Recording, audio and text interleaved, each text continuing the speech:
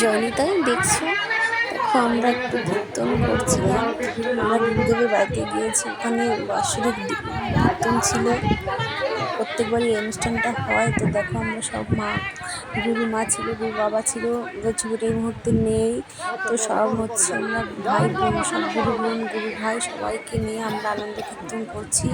তো আমাদের খুব ভালো লাগছে, মনটা খুব শান্তি হয়েছে। দেখো ওখানে কীর্তন আনন্দ করে সবার সঙ্গে অনেকদিন পরে দেখা হয়েছে। দেখো সবাই মিলে একসাথে ধরে ছবি তুলছি।